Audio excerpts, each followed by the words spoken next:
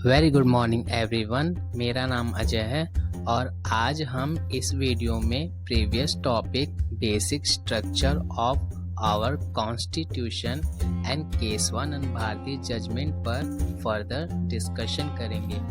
Previous video में तो हमने फंडामेंटल राइट्स और डीपीएसपी की ऑब्जेक्टिव, उद्देश्य और इसकी इम्पोर्टेंस तो देख ली थी, पर इन्हीं दोनों के कॉन्फ्लिक्ट्स पर कई केसेस मामले सुप्रीम कोर्ट आना शुरू हो गए थे। क्या थे वे मामले, आइए देखते हैं। हम सभी ये जानते हैं कि हमें पहले 7 फंडामेंटल राइट्स दिए गए थे, जिसमें 7वां फंडामेंटल राइट आर्टिकल 19F के अकॉर्डिंग संपत्ति का अधिकार देता था, जिसे पूर्व प्रधानमंत्री मोरारजी देसाई के कार्यकाल में 1978 में 44वां संशोधन कर कानूनी अधिकार घोषित कर दिया गया था। पर उससे पहले संपत्ति का अधिकार और डीपीएसपी के बीच कॉन्फ्लिक्ट्स पर कई मामले सुप्रीम कोर्ट आ रही थी। वे केसेस कुछ इस तरह थे कि जहां आर्टिकल 19F संपत्ति का अधिकार देता है, वहीं राज्य को DPSP article 39B and C के अकॉर्डिंग समाज में गरीबों और अमीरों के बीच एक गैप को रिड्यूस करना है, उनमें आर्थिक और शैक्षिक रूप से समानता लाने की कोशिश करना है। और ऐसा लैंड रिफॉर्म एंड सीलिंग की हेल्प से, जो कि आर्टिकल 31 में मेंशन है, अमीरों से उनके जमीन का कुछ हिस्सा लेकर और उन्हें गरीबों में बांटकर करना है। तो देखा जाए तो एक तरफ लोगों को फंडामेंटल राइट संपत्ति का अधिकार दी गई और दूसरी तरफ आर्टिकल 31 में उनसे जमीन लेने की बात कही गई, जो कि फंडामेंटल राइट संपत्ति के अधिकार के खिलाफ था। और जैसे ही राज्य अपनी पॉलिसी इम्पोज करती है, इससे रिलेटेड कई मामले कोर्ट आना शुरू हो गई थी, जिसमें तमिलनाडु के एक जमींदार का भी केस है, जहां जमींदार अपने संपत्ति का अधिकार की सुरक्षा की मांग करता है और सुप्रीम कोर्ट सरकार की पॉलिसी को रिजेक्ट कर उस जमींदार को ही फेवर करती है, जिससे राज्य तरक्की के काम में प्रॉब्लम आ रही थी।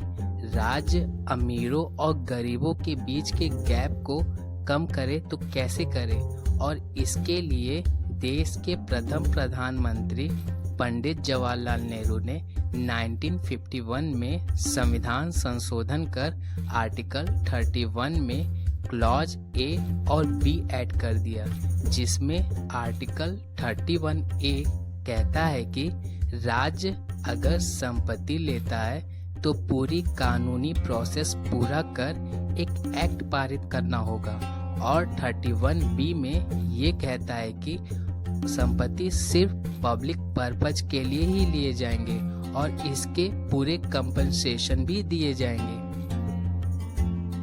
और वहीं 31B में ही 9th शेड्यूल ऐड करवा दिए, जिनके अकॉर्डिंग अगर कोई लॉ 9th शेड्यूल में रखी जाती है तो सुप्रीम कोर्ट उस लॉ और उससे जुड़ी किसी भी केस पर कोई रिव्यू, कोई फैसला नहीं लेगा।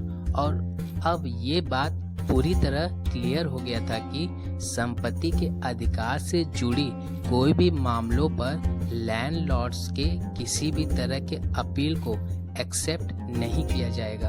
उसी तरह आर्टिकल 14 to 18 हमें समानता का अधिकार, राइट्स टू इक्वलिटी देता है, जिसमें आर्टिकल 15 हमें ये बताता है कि हमारे बीच रिलीजन, रेस, कास्ट, सेक्स और प्लेस के अकॉर्डिंग कोई भेदभाव नहीं होगा, कोई डिस्क्रिमिनेशन नहीं होगा। तो वहीं डीपीएसपी 46 ये कहता है कि राज्य माइनॉरिटी को एजुकेशनली एंड इकोनॉमिकली सपोर्ट देगा, ताकि समाज में पिछड़े वर्ग के लोगों को आगे लाया जा सके। तो यहाँ कॉन्फ्लिक्ट ये दिखता है कि एक तरफ हमारा संविधान हमें इक्वलिटी देने की बात करता है, तो दूसरी तरफ माइनॉरिटी को आरक्षण रिजर्वेशन देने की बात करता है, जो कि समान वर्ग के साथ भेदभाव करने जैसा होगा। और इसी पर आधारित एक फेमस केस है मद्रास राज्य बनाम चंपकम दोराय राजन।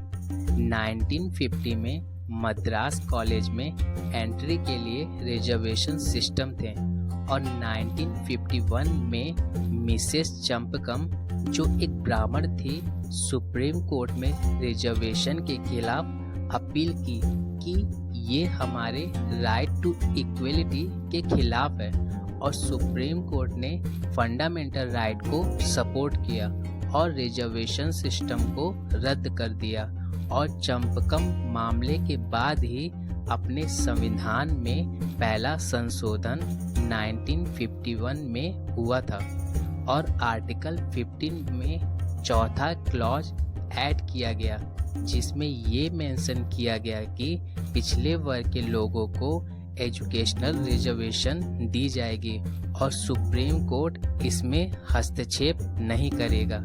फिर 1951 में एक और इंटरेस्टिंग केस निकलकर सामने आ गया। अभी तक सरकार द्वारा लाई गई 9th शेड्यूल DPSP को सपोर्ट कर रही थी और इसमें रखे गए किसी भी लॉ को सुप्रीम कोर्ट में चैलेंज नहीं किया जा सकता था। पर शंकरी प्रसाद के केस में तो 9th शेड्यूल पर ही सवाल उठा दिया गया।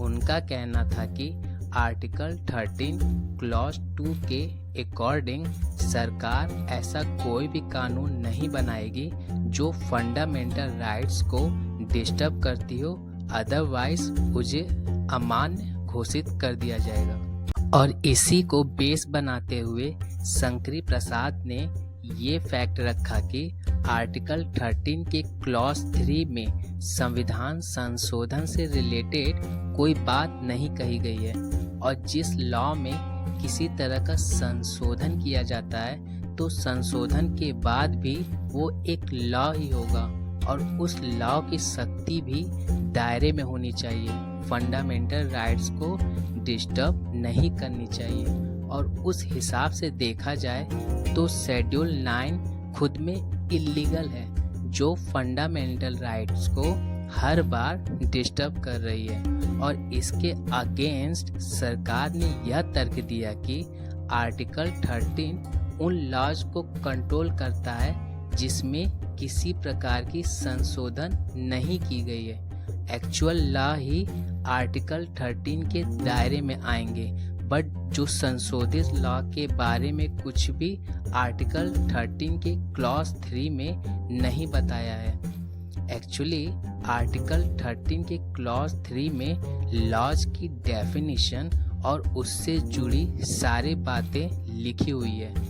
उस हिसाब से आर्टिकल 368 जिसमें संविधान संशोधन होता है और शेड्यूल 9 पूरी तरह मान्य है, सही है।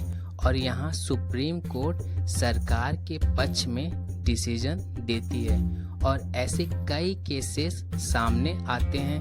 बेला बनर्जी, सज्जन सिंह का मामला, पर हर बार सरकार उन्हें 9th शेड्यूल में डालकर रिजल्ट्स को अपने पक्ष में कर लेती है। तो आज के लिए बस इतना ही, आगे की बातें हम नेक्स्ट वीडियो में करेंगे।